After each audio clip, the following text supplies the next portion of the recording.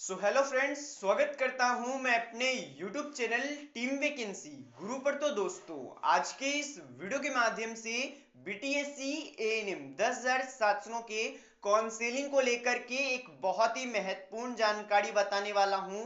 जैसा कि आप सभी को पता होगा, 20 जनवरी से 2 फरवरी तक यहां पर एएनएम का काउंसलिंग अभी फिलहाल चल रहा है। इस काउंसलिंग में वही लोग हिस्सा लिए हैं जिन लोगों के पास एक्सपीरियंस है या फिर हायर एजुकेशन है, लेकिन जो फ्रेशर एएनएम है यानी कि जिनके पास नहीं कुछ है, उन लोगों का काउंसलिंग जल्द होने वाला है। अब जल्द ही आप लोगों का भी रिजल्ट आएगा, लिस्ट आएगा और आप लोगों को भी काउंसलिंग में जल्द से जल्द बुलाया जाएगा।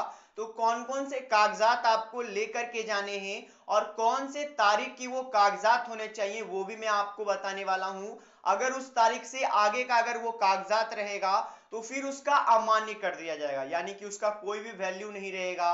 तो वीडियो के लास्ट तक बने रहिएगा। साथ में जो भी स्टूडेंट्स इस चैनल पर नए आए हो, अभी तक चैनल को सब्सक्राइब नहीं किया है, चैनल को सब्सक्राइब करके बेल नोटिफिकेशन ऑल सेट कर लीजिएगा। अब चलिए दोस्तों, जानकारी के ऊपर चलते हैं।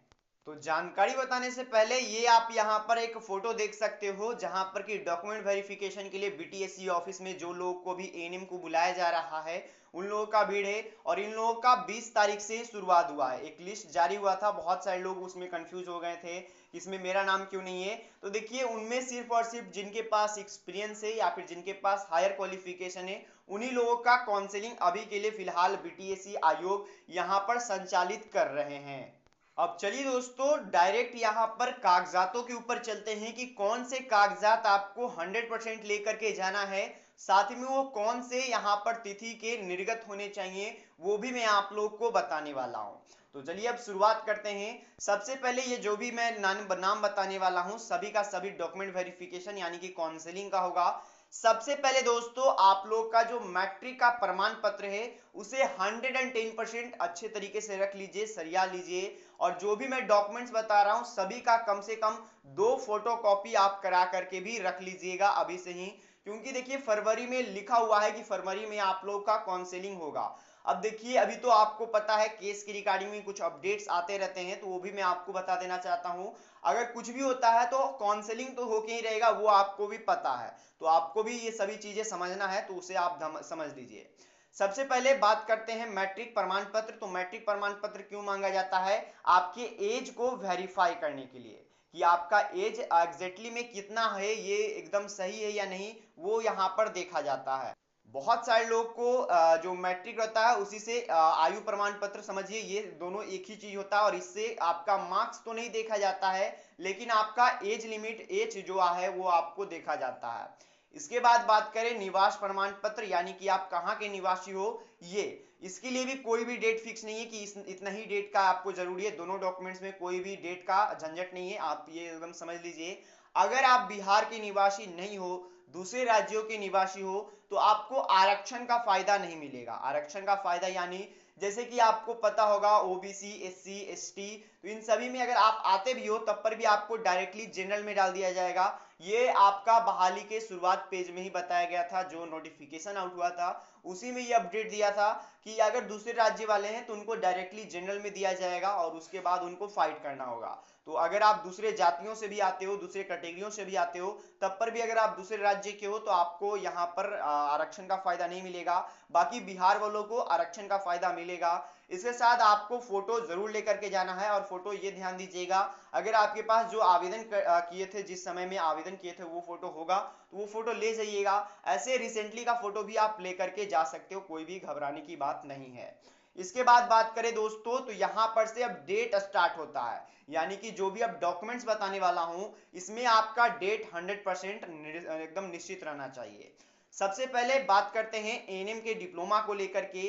तो जो आपका औपचारिक प्रमाण पत्र है, यानी कि एएनएम का डिप्लोमा का औपचारिक प्रमाण पत्र है, वो आपको लेकर के जाना है। बहुत सारे लोग क्या करते हैं, कोई एक डॉक्यूमेंट्स ले जाते हैं, मतलब कि कोई होंगे जो प्रमाण पत्र ले जाएंगे, तो कोई है जो कि अंक प्रमाण पत्र ले जाएंगे। देखिए, दोनों जरूरी होता है। बहुत सारे लोग एकाक प्रमाण पत्र है जो कि कॉलेजेस में ही छोड़ देते हैं। तो नेसेसरी, अगर आपके पास अभी बहुत अच्छा खासा समय है, ले आइए। अगर आपका कॉलेज में ही है तो ये सभी ले आइएगा।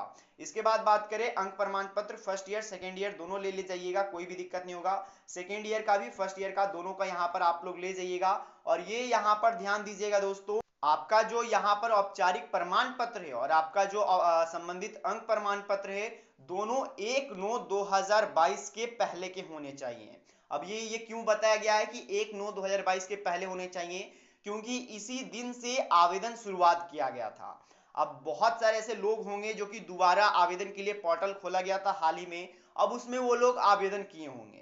अब हो सकता है वो नए सत्र वाले होंगे या फिर पुराने सत्र वाले होंगे, वो तो देखने वाली बात होने वाला है। लेकिन जिनका प्रमाण पत्र इससे इससे आगे का होगा, यानी कि 1/9 नहीं तो यहाँ पर 2023 में होगा या फिर 2000, मतलब कि अगर आगे का रहेगा तो उनको एक तरीके से अमान्य कर दिया जाएगा, उनको मान्य नहीं किया जाएगा। इसके बाद बात करें, देखिए फ्रेशर के लिए बात कर रहे हैं तो फ्रेशर के लिए यहाँ पर कोई भी एक्सपीरियंस का बात नहीं करेंगे, हायर क्वालिफिकेशन के लिए बात नहीं करेंगे, लेकिन इन लोगों का भी आपका 1/9/2023 के पहले का ही डॉक्यूमेंट्स होना चाहिए।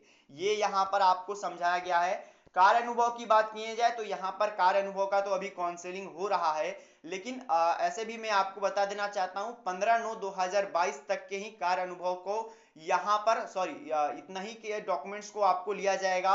और इसमें भी एक चीज नीचे दिया गया है कि जो कार्य अनुभव की गणना है यानी कि गिनती है, वो केवल 2/8/2022 तक ही की जाएगी। ये मत सोचिएगा कि 2023 में हम आज तक 8853 में कार्यरत हैं तो हमको तो 1 साल हो चुका है तो हमारा 1 साल का यहाँ पर एक्सपीरियंस हो जाएगा, तो ऐसी बात नहीं है। यहाँ पर लिखा हुआ है एकदम स्पष्ट रूप में कि अगर 2/8/2022 तक ही कार्य अनुभव की गणना की जाएगी, उसके पहले का ही गणना किया जाएगा, बाद का गणना नहीं किया जाएगा। ये यहाँ पर अपडेट दिया गया है दोस्तों। इसके बाद बात करें यहाँ पर निबंधित संबंधी प्रमाण पत्र, यानी कि यहाँ पर बात किया गया है आपके रजिस्ट्रेशन कागजात को लेकर के, जो बीएनआरसी से आता है वो कागजात को लेकर के। तो ये बीएनआरसी का कागजात है, आपका रजिस्ट्रेशन इन एएनएम मतलब बिहार नर्सिंग रजिस्ट्रेशन काउंसिल में आपका रजिस्टर्ड हुए, उसी के संबंधित ये प्रमाण पत्र हैं। इसका भी डेट फिक्स किया गया है, यहाँ पर आप देख सकते हो दिनांक 15/9/2022 तक आवेदन करने वाले अभ्यर्थियों हेतु 15/9/2022 तक का ही यहाँ पर अमान्य है, मतलब मान्य है, ये आप समझ लीजिएगा। अगर इसके बाद का है तो मान्य नहीं किया जाएगा। इसके बाद बात करें आरक्षण दावा करने के लिए, अब जैसे कि ओबीसी बीसी वाले हो गए तो वो एनसीएल डालेंगे यानी कि क्रीमी लेयर, और भी जो कि यहाँ पर दूसरे जाति वाले लोग होंगे जैसे कि एससी वाले अपना जाति प्रमाण पत्र डालेंगे, ईडब्ल्यूएस वाले यानी कि इकोनॉमिकली वीक स्टूडेंट वाले अपना आय प्रमाण पत्र डालेंगे कि हम इतने से कम जो कि सालाना हमारा आय है, तो उन सभी को आरक्षण मिलेगा। उसके लिए भी डेट डिसाइड किया गया है कि आपका इससे पहले का ही बना हुआ रहना चाहिए। अब यहाँ पर भी आप देखिएगा तो दो चीज आपको देखने को मिलेंगे, क्योंकि 2 बार आवेदन करने के लिए पोर्टल खोला गया था, ए और बी। तो सबसे पहले बी में तो 2023 में खोला गया था, इसके कारण से जो भी लोग 6/10/2023 तक यहाँ पर अगर आपने 6/10/2023 तक अगर आपने अपना जो भी आपका आरक्षण प्रमाण पत्र था, नन क्रीमी लेयर था, जाति प्रमाण पत्र था, तो ये सभी अगर आपने बना लिया है तो आपको घबराने की बात नहीं है, क्योंकि इस समय भी आवेदन लिया गया था और एक था 15/9/2022। तो ये दोनों डेट यहाँ पर दिए गए हैं जो यहाँ पर आप देख सकते हो। बाकी बहुत सारे और कागजात है जैसे कि आपका दिव्यांग प्रमाण पत्र, तो जो दिव्यांग है उनके लिए ये जरूरी है। और उसके बाद बात करें तो स्वतंत्रता सेनानी, वो भी यहाँ पर उनको भी आरक्षण के लिए, तो स्वतंत्रता सेनानी के लिए भी यही यहाँ पर डेट है। इसके बाद बात करें दोस्तों, जो आपका मॉडिफिकेशन अगर आपने किया होगा तो मॉडिफिकेशन का प्रिंट आउट आप ले जाइएगा, इसका कोई भी डेट नहीं है, ये आप ध्यान दीजिएगा। इसके साथ ही जो आपने ऑनलाइन फॉर्म आवेदन किया है, आपने जब आवेदन किया होगा तो आपके पास एक एप्लीकेशन फॉर्म होगा, एप्लीकेशन फॉर्म यानी कि आपने आवेदन किया तो उसी समय आपको दिया जाएगा, जिसमें कि आपका फोटो, आपका पेमेंट सक्सेसफुल का सभी कुछ एकदम आपको वहां पर प्रिंट आउट, मैंने कहा था कि आप लोग करा लीजिएगा, तो वो आपको लेकर के जाना होगा। इसके बाद बात किया गया ऑनलाइन फॉर्म में अपलोड किए गए फोटोग्राफ्स के यहाँ पर 5 यहाँ पर प्रति, यानी कि उसका फोटो कॉपीज मांगा जा रहा है, 5 कम से कम आप उसके फोटो कॉपीज करा लीजिएगा, ये यहाँ पर बताया जा रहा है। और ये सभी चीजों के लिए कोई भी डेट नहीं निश्चित किया गया है। तो यही कुछ डॉक्यूमेंट जो कि मैंने आपको बताया यही इंपॉर्टेंट है और अभी से ही सरिया लीजिएगा, क्योंकि आपके काउंसलिंग अब जल्द होंगे, ये मैं आपको अपडेट दे देना चाहता हूं। अगर आपको ये जानकारी पसंद आया हो, चैनल को सब्सक्राइब करना भूलिएगा। मिलते दोस्तों कोई शो में, तब तक के लिए गुड बाय। अभी फिलहाल के लिए हायर क्वालिफिकेशन और जिनके पास एक्सपीरियंस है उन लोगों का काउंसलिंग चल रहा है और ये काउंसलिंग 2 फरवरी तक होगा, उसके बाद हो सकता है आगे का लिस्ट निकाला जाए। तो धन्यवाद वीडियो देखने के लिए। मिलते दोस्तों कोई शो में, तब तक के लिए गुड बाय।